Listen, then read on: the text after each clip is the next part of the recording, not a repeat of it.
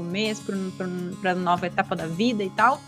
E muitas vezes a gente faz esses vários planos, mas a gente não consegue exatamente organizar, né, nas nossas atividades, no nosso dia a dia, que é realmente quando as coisas acontecem, para que as coisas, né, venham a se tornar realidade.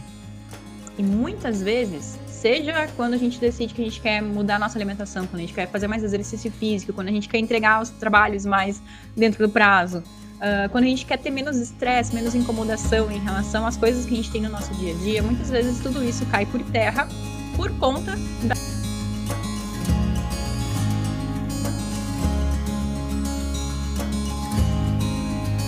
Esses conteúdos que eu vou trazer aqui hoje para nós, eles são bem interessantes e todos eles têm... São estudos científicos, são artigos que é exatamente sobre um assunto, um tema que eu preciso escrever para um artigo, né? Sobre a procrastinação e as prioridades no nosso autogerenciamento. Como que a gente pode autogerenciar o nosso dia? Como que a gente pode fazer com que o nosso dia seja realmente produtivo, não seja aquela coisa assim de tu, né? Ah, eu fiz algumas coisas, eu corri atrás do tempo, fiz o que era urgente, mas aquilo que era realmente importante, que poderia mudar minha vida, eu não consegui dar atenção ou não consegui ter energia para isso. Boa, vamos lá então. Tem alguns gatilhos que foram identificados como sendo os responsáveis. Eu tô olhando para cá porque eu tô olhando pro meu outro computador aqui, tá? Mas porque aqui estão as minhas anotações. Mas vou olhar para cá, vez ou outra também.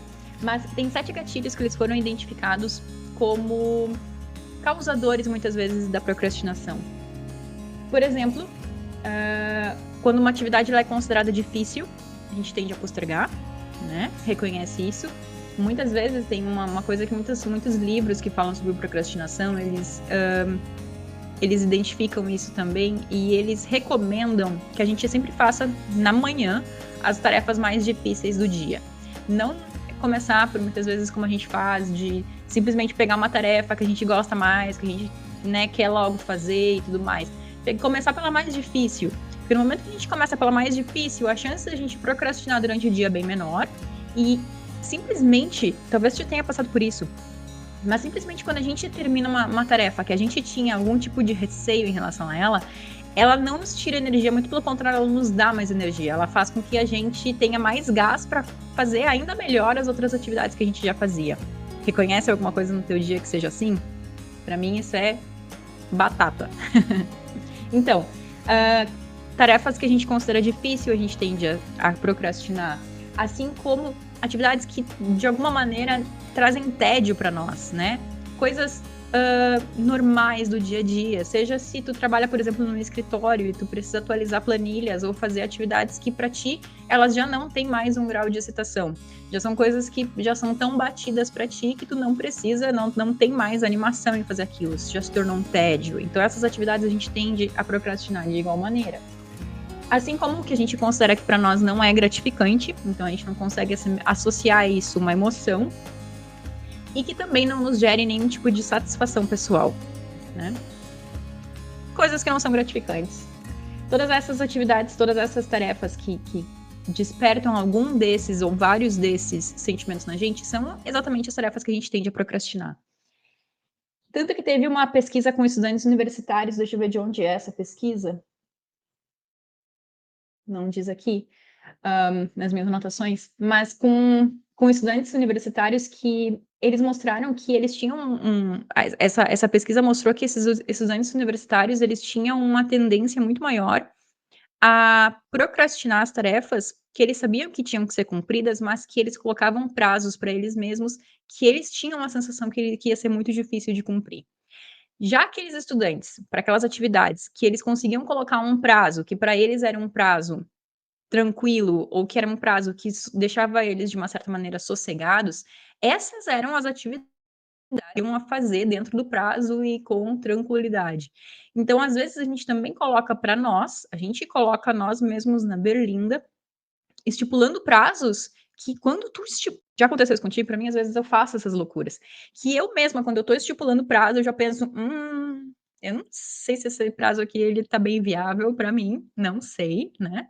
Às vezes é o contrário, às vezes colocar um prazo que não seja assim tão de acordo com o que a gente tende a cumprir, nos faz com que a gente, né, quebre os nossos obstáculos e atinja eles com mais facilidade.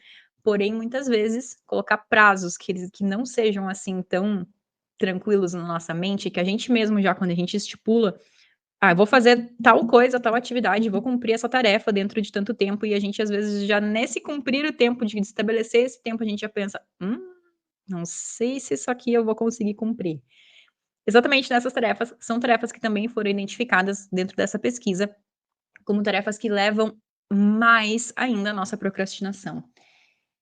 Então, esses prazos aversivos, esses prazos que a gente mesmo já identifica como, não sei se eu vou conseguir cumprir isso daqui.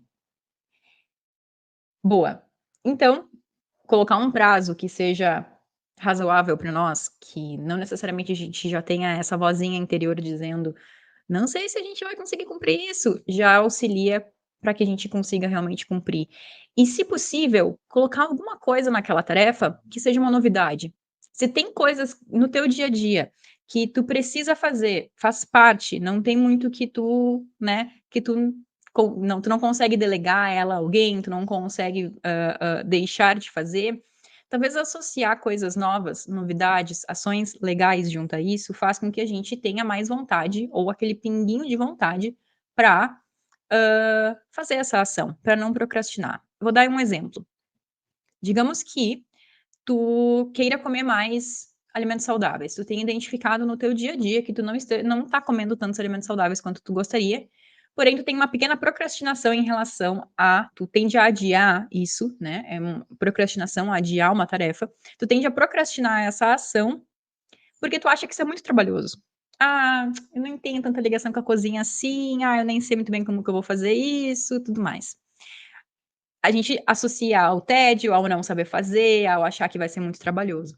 Porém, se nesse momento tu colocar alguma coisa que te traga satisfação, aí o jogo pode mudar. Aí, por exemplo, digamos que tu goste de ouvir música, ou tu goste de ouvir um determinado podcast, ou assistir um determinado vídeo, por exemplo. Se tu associar algo que para ti é uma coisa que é vantajosa, que é uma coisa legal, que te traz um determinado nível de satisfação a essa atividade, as chances são de que, quando chegar o momento de tu fazer essa atividade que tu te propôs, tu vai ter um motivo que vai te levar a ela, mesmo que não seja cozinhar, mesmo que seja apenas ouvir música. Então, isso é uma coisa interessante. A gente hoje tem acesso livre, né? Quando a gente tem uma música na nossa cabeça, a gente já abre lá o YouTube, abre a plataforma de músicas que a gente utiliza e coloca aquela música e tá pronto. São recompensas imediatas. Porém, se a gente associar essas recompensas imediatas a coisas que a gente sabe que a gente precisa fazer, mas que a gente está postergando, talvez aí esteja um grande segredo. Então, um primeiro takeaway, uma primeira ideia dessa nossa live de hoje sobre a procrastinação e como que a gente pode colocar essas prioridades em dia, é exatamente essa, de trazer uma satisfação, algo que te traga uma satisfação em fazer aquela atividade. Um exemplo meu que me veio na cabeça. Já falei aqui várias vezes, né? Eu tenho essa mania de quando eu começo uma coisa nova e eu fico animada com isso, eu falo pra todo mundo. Mas, eu já falei aqui mais algumas vezes que eu comecei a tocar, aprender, né? Não necessariamente a tocar, mas aprender a tocar piano. Eu tenho um teclado piano em casa e eu pensei, ele tá parado já há tanto tempo, né? Nossa, da época da minha infância, né? Pra ver qual é a idade dele. E eu pensei, quer saber, eu preciso voltar a acordar mais cedo do que eu já acordo. Eu sei que eu consigo fazer isso. Mas por algum motivo eu não tô conseguindo acordar quando o despertador toca. Tô tendo essa procrastinação em cumprir essa atividade que eu me propus. O que eu fiz? Há uns meses atrás eu estabeleci que o meu momento de aprender a tocar o piano, o teclado, que era uma atividade que eu já queria fazer, satisfação pessoal, eu associei exatamente nesse momento. Se o momento ideal para mim de aprender a tocar um instrumento que eu quero tocar é de manhã, eu acordo quando o despertador toca com mais animação, porque eu vou cumprir algo que é da satisfação pessoal da minha parte. Entendeu aqui? Então eu vinculei atividades que me trazem satisfação a coisas que eu quero fazer, que eu preciso fazer, que eu sei que tem a capacidade de mudar a minha vida. Boa? Então essa é uma coisa bem interessante pra gente ter na mente, né?